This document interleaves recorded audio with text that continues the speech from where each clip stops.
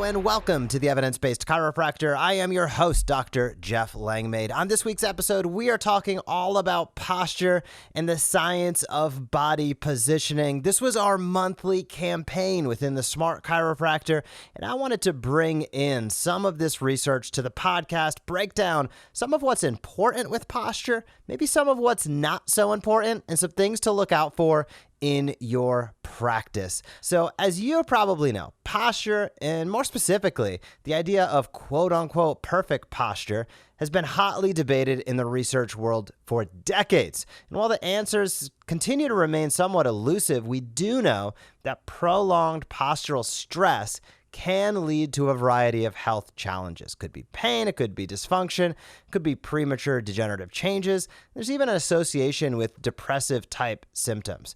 But all of this has to be viewed within the context of each individual patient.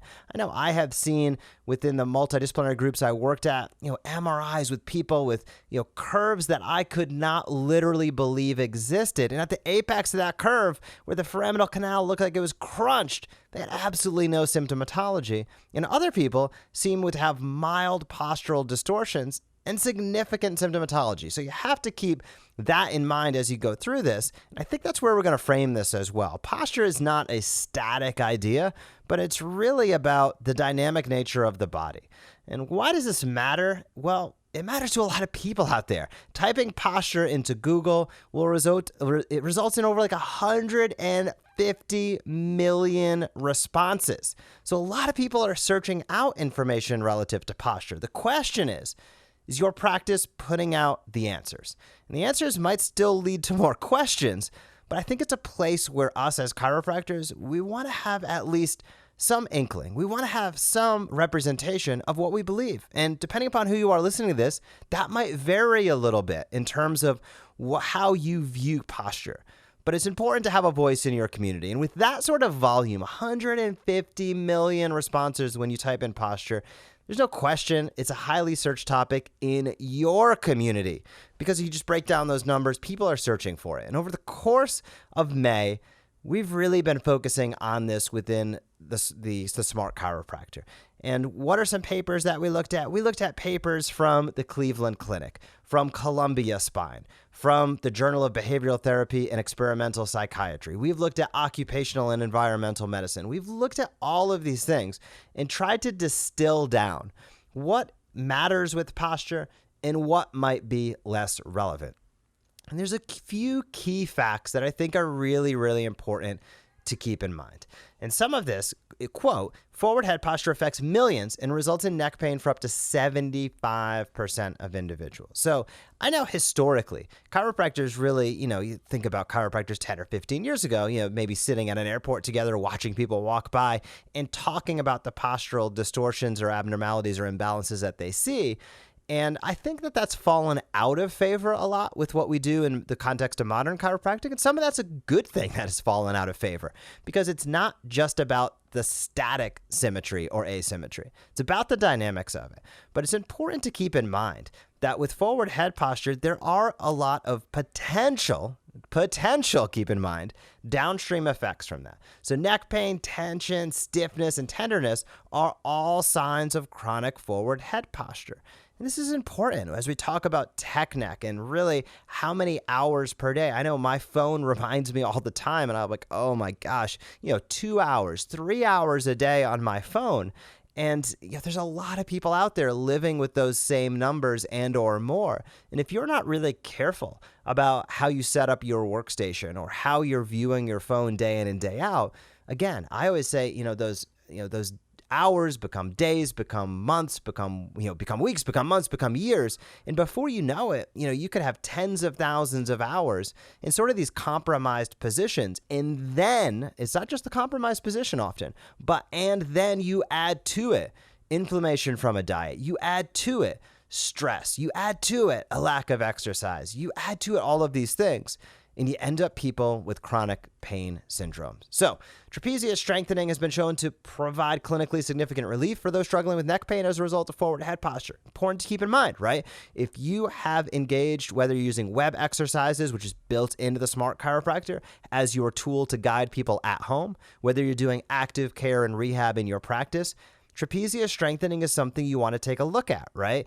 Trap strengthening, it provides clinically significant relief for those struggling with neck pain as a result of forward head posture. Important to keep in mind. So what are some of the other things the research says? Let's break down a few and then we'll go back to them. So good posture means keeping your spinal curves aligned and weight evenly distributed. That's not from a chiropractic journal, ironically, but it speaks to what we do. Good posture can cut down on the wear and tear of your joints. Again, imbalance over a course of time can lead to biomechanical, inefficiencies that have a propensity for potential injury. A lot of P's there and a slight alliteration, but I think you get the point. A balanced posture can help prevent back pain. Tech neck is a term used to describe the flexed head and neck position that occurs when looking down at your smartphone. We all know that. And this is an interesting one. I'd really love to see more research on this one, but there's a study that says even 15 degrees of forward bending or flexion can increase the stress on your of your head onto your neck by over 3 times. Now, that starts to get really interesting because 15 degrees is not very much at all. And we're talking about a 3x amplitude in terms of the amount of weight and stress that places upon the cervical spine. And again, in a moment in time, that's no big deal. Our bodies are built to adapt. They're built to be dynamic. But when you look at that over the course of weeks and months and years, I can't help but think that causes challenges, that it causes, as we said a few minutes ago, whether it be biomechanical and movement-based inefficiencies, whether it causes, just additional unbalanced stress upon the spine, maybe there's osteophyte formation.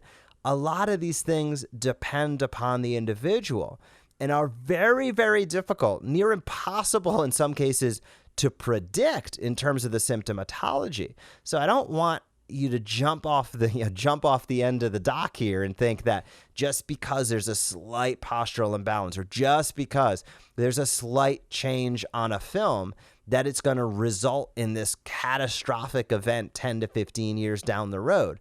Our bodies are just so dynamic. Our lives are so dynamic, and our spine and neuromusculoskeletal system, it's so resilient that it's difficult to predict. But I think there is something to be said as far as taking proactive steps today and encouraging your patients, most importantly, to take proactive steps today to minimize any potential challenges in the future.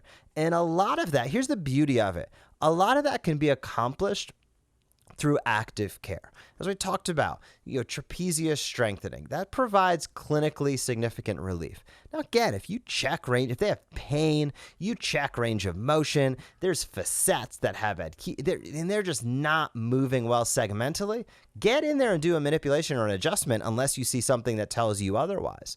But make sure that the patient is doing active care at home. And this is the crux of what I believe is the important piece of posture, is that, again, we talked about this, but I want you to really think about your patients. A lot of these individuals are in compromised ergonomic positions for hours and hours per day. They're in their car for multiple hours, maybe not right now, but they might traditionally be in their car commuting to the office. They probably have poor ergonomics in their office. If they're working from home right now, I can nearly guarantee you they have terrible ergonomics. And those hours add up. And doing just little things to counteract that amount of time, I can't help but think is a step in the positive direction. Getting up and taking a break every 15 minutes, resetting the position and height of the monitor, identifying challenges that they're with their chair and the height of their desk. Are they using a sit to stand desk or not? These are all really, really important things that as a chiropractor, you can ask questions about and that you can kind of coach them. You can help guide them. And ultimately, whether it's a telehealth visit or an in-office visit, you can be compensated for that time.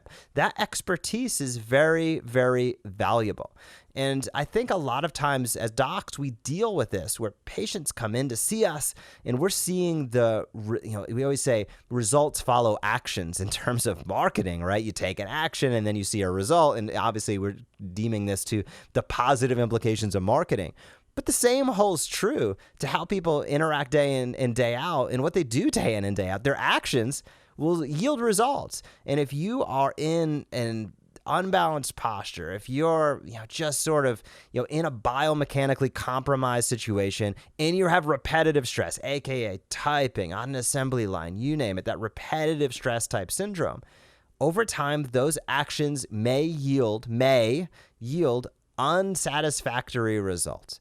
So helping guide even just 15, 20 minutes where you can showcase to a patient how they can at least attempt to counterbalance those hours and hours per day in a stressed position can be very, very beneficial long-term. So ultimately, posture was really where we dove into heavy in the Smart Chiropractor this past May. I just touched on it right there. We devoted an entire month, right? Our monthly campaign was literally devoted to posture.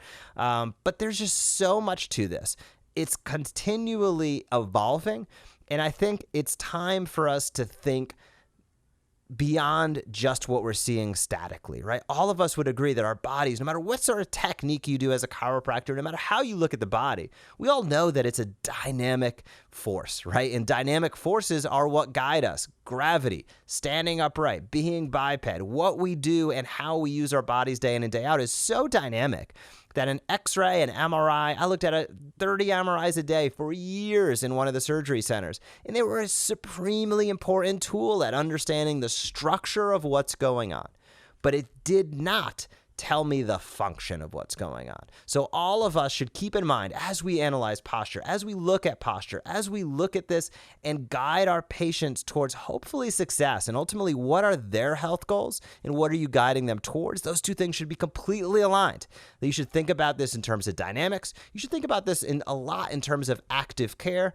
And you should also think about this in terms of balance and movement, dynamic instead of static positioning. So keep all that in mind. If you have any questions, hit me up, jeff@theevidencebasedchiropractor.com. Also, I love feedback on this podcast. So if you're listening to this on your iPhone, scroll on down, give us some feedback on iTunes. That is how more and more docs find out about this podcast. Have a great week in practice, and I'll talk to you soon.